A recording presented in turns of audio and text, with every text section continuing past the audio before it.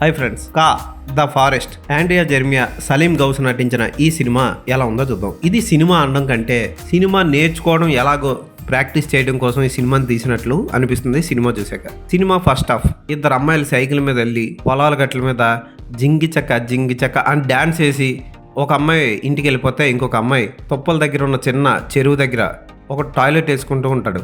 ఆడు టాయిలెట్ వేసుకుంటున్నాడని మనం అనుకుంటాం, కానీ ఆడు అటేపు తిరిగి యాసిడ్ వేసి ఆ అమ్మాయిని చంపేస్తాడు. ఆ తర్వాత కొన్నేళ్ల తర్వాత వ్యక్తి కొంతమంది గ్యాంగ్ వేసుకెళ్ళి అడవిలో ఏదో ఎత్తుక్కుంటూ ఉంటాడు. అలాగే అదే ఏరియాకి వైల్డ్ లైఫ్ ఫోటోగ్రాఫర్గా ఒక అమ్మాయి వస్తుంది.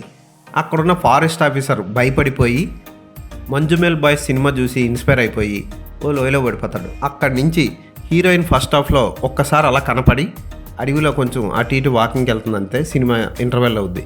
ఇంటర్వెల్లో విలన్ గాడు వెరీ గుడ్ బై అన్నట్టు ఓ డైలాగ్ వాడతాడు ఇంటర్వెల్. ఇంకా సెకండ్ హాఫ్లో కూడా అంతే. కెమెరాను ఒక దగ్గర పెట్టి రండి బాబు రండి, మీరు అందరూ అలా కెమెరా చుట్టూ అటు ఇటు తిరగండి, అటు ఇటు తిరిగి గన్ అది సర్దుకోండి, అటు ఇటు తిరిగి ముక్కది తుడుచుకోండి, ఇలా అందరూ అలాగే కెమెరా ముందు ముక్కది తుడుచుకొని వెళ్ళిపోతారు. అలా వెళ్ళిపోయిన తర్వాత హీరోయిన్ వస్తుంది. అక్కడ పడిపోయిన వాళ్ళని, కాళ్ళు దెబ్బలు తగిలిన వాళ్ళని వీళ్ళందరినీ చూస్తూ ఉంటుంది. వాళ్ళు చచ్చిపోతూ ఉంటారు. ఇంకొకడేమో కత్తి వాడడం ఎలా అన్నది తెలుసుకోవడం కోసం కొత్తగా కొన్న కత్తిని కనపడ్డ అడవిలో ఉన్న మనుషులందరినీ పీకలు కోసేస్తూ ఉంటాడు. అంటే అంత ఎక్కువ మంది ఉండరు, అది అడవిలోకి కూడా అనిపించదు.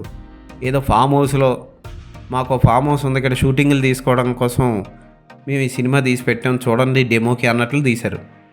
ఇక విలన్ గాడి క్లైమాక్స్లో వచ్చి అవే కళ్ళు అని ఆడికాడే పొడుచుకొని చచ్చిపోతాడు. సినిమా అయిపోతుంది. అసలు ఈ సినిమాకి దర్శకుడు నాంజీలు ఎందుకు ఈ సినిమాకి పేరు పెట్టాడో అర్థం కాదు.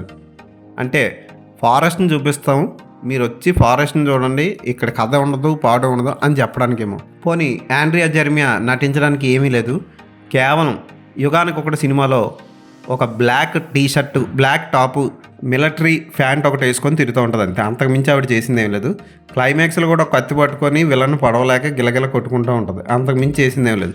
ఇక విలన్ సలీం గౌస్ మనకి తెలుసు చాలామందికి, రక్షణ, ముగ్గురు మనగాళ్ళు సినిమాలో భయంకరమైన విలన్గా బాగా యాక్ట్ చేశాడు. ఆయన చాలా రోజుల తర్వాత ఈ సినిమాలో కనబడ్డాడు. ఒక్కటి రెండు మాటలు మాట్లాడతాడు అంతే. మిగతా సినిమా అంతా బ్యాక్గ్రౌండ్ మ్యూజిక్ సుందర్ సి బాబు, సినిమాయే చండాలంగా ఉంది ఇంకా నేనేం కొడతాను అన్నట్టు అతను కూడా ఏం బ్యాక్గ్రౌండ్ మ్యూజిక్ ఇవ్వలేదు. దానివల్ల సినిమా అంతా మోగ సినిమా చూస్తున్న ఫీలింగ్ కలుగుతుంది మనకి.